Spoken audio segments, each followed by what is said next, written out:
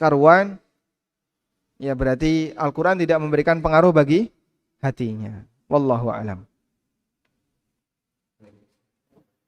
Bagi Bapak Ibu jemaah sekalian yang bertanya langsung, ada 2 pertanyaan, nanti akan dapat 2 buku.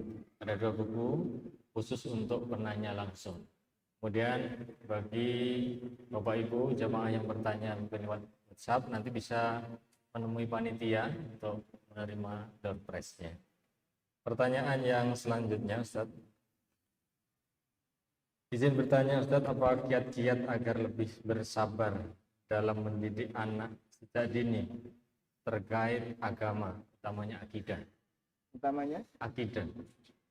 kiat-kiat untuk bersabar.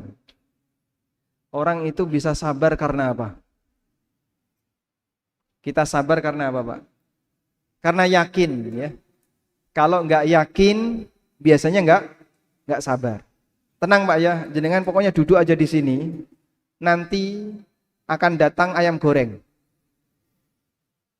Kalau saya ngomong seperti ini dan nggak ada bukti, lalu minta Anda untuk duduk dalam waktu yang nggak jelas, kira-kira bisa bertahan nggak?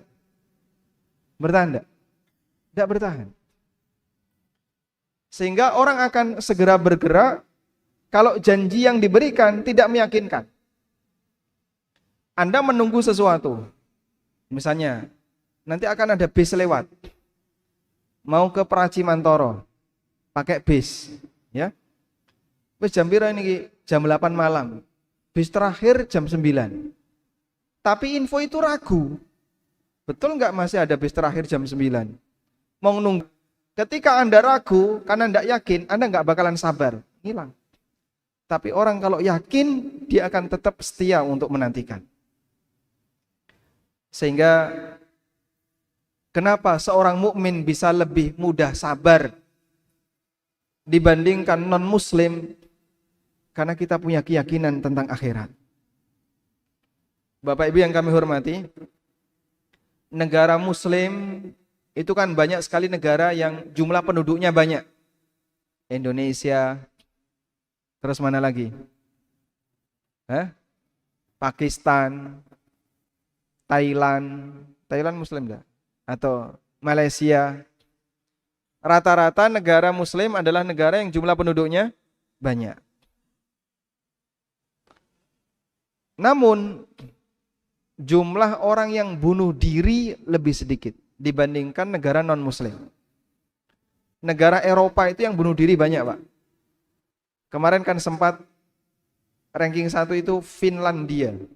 Tahun berapa itu? Finlandia itu tertinggi angka bunuh dirinya di Eropa. Jepang juga termasuk tinggi angka bunuh diri. Karena mereka ketika punya masalah, mereka nggak punya harapan. Mau berharap siapa? Dan apa yang bisa diharapkan? Yang mereka nggak punya Tuhan. Sehingga saat mereka tidak punya harapan, potensi untuk stres lebih gampang, sampai akhirnya waliyadzubillah bunuh diri. Tapi seorang mukmin tidak. Tidak? Maka Anda bisa bersabar dalam mendidik anak sejak dini dalam urusan agama.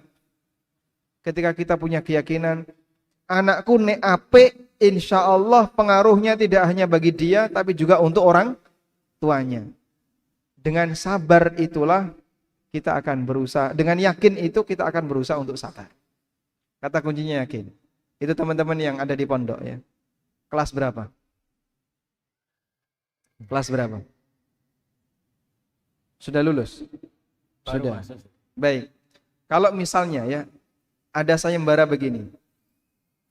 Siapa yang hafid Quran akan dinikahkan dengan putrinya Pak Takmir. Dan Anda yakin. Kira-kira gimana? Ya? Izin mesti. Semangat orang itu. Karena apa? Dengan yakin itu orang yang akan bisa sabar. Wallahu a'lam. Terima kasih, Ustaz. Pertanyaan selanjutnya. Assalamualaikum, mohon maaf curhat, Ustaz.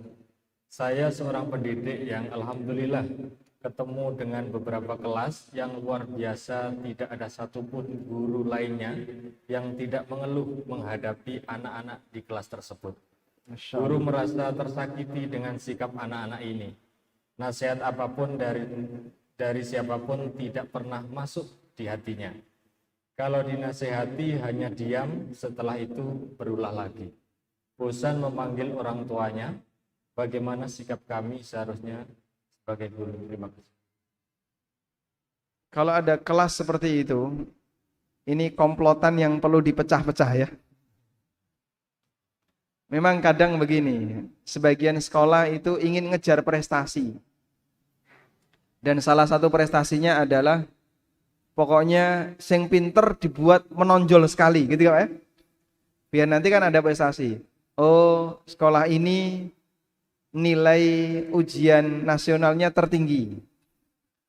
Akhirnya sing pinter dikumpul pinter. Nyuwun pangapunten sing rada goblok kumpul goblok.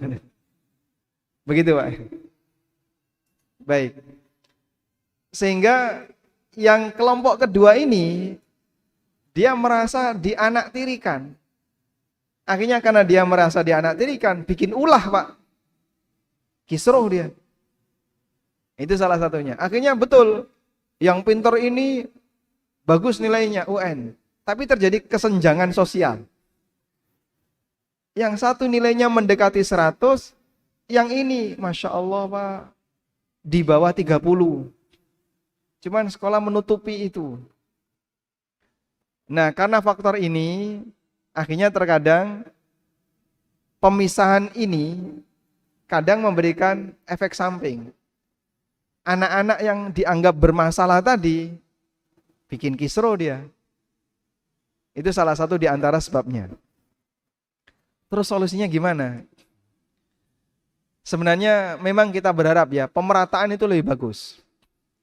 Dan kalau saya sendiri punya prinsip, karena saya juga punya sekolah SD, tidak perlu kita mengejar prestasi dengan cara tadi ya, nilainya jauh tinggi, tapi yang lain di bawah garis kemiskinan. Jangan. Sudah? Dibuat campur ya. Yang pinter dengan yang kurang pinter mungkin dicampur. Sudah? Selanjutnya perhatiannya diberikan sama. Karena kalau dalam kelas perhatiannya beda, ada guru lebih senang dengan kelas ini tapi tidak senang kelas ini, itu yang bisa menimbulkan kecemburuan ketika di sekolah, akhirnya murid itu dendam sama gurunya. Ya meskipun ini adalah tindakan durhaka, tidak boleh ya. Bukan berarti mengajarkan dendam, tapi meminimalisir potensi terjadinya dendam. Cuman kadang sekolah karena pingin karantina tadi ya, yang pintar-pintar dikumpulin, yang kurang pintar dikumpulin, jadilah seperti tadi Pak. Jadilah seperti tadi. Ya mungkin sebagai solusi ya, kalau bisa dibuat apa? Adanya pemerataan. Wallahu a'lam. Bapak Ibu jamaah sekalian, karena waktu sudah mendekati pukul 8, ini ada 2 pertanyaan lagi terakhir insyaallah ya. Ada yang lewat kertas ini. Monggo yang lewat kertas. Coba satu lewat kertas ini di. Langsung. Kami dahulukan yang lewat kertas ini. Assalamualaikum Ustaz, bagaimana cara mendidik anak di era digital ini? Jika pengaruh dari teman-temannya di luar sangat besar, sehingga banyak yang kecanduan gadget, dan suami juga tidak bisa diajak kerjasama karena kecanduan gadget juga. Ini bagaimana Ustaz? Yang bertahan cuman istrinya saja ini. Masya Allah. Baik. Memang benda ini terkadang bisa menjadi virus dalam sebuah keluarga ya. Benda ini bisa menjauhkan yang dekat, mendekatkan yang jauh. Iya Pak. Anda duduk berdampingan suami istri, tapi dua-duanya sibuk begini Pak. Yang dekat jadi jauh, yang jauh jadi dekat. Subhanallah. Terus bagaimana caranya untuk mengendalikan seperti ini? Yang pertama kayaknya suaminya dulu yang perlu dikendalikan ini ya. Ada di sini nggak suaminya ini?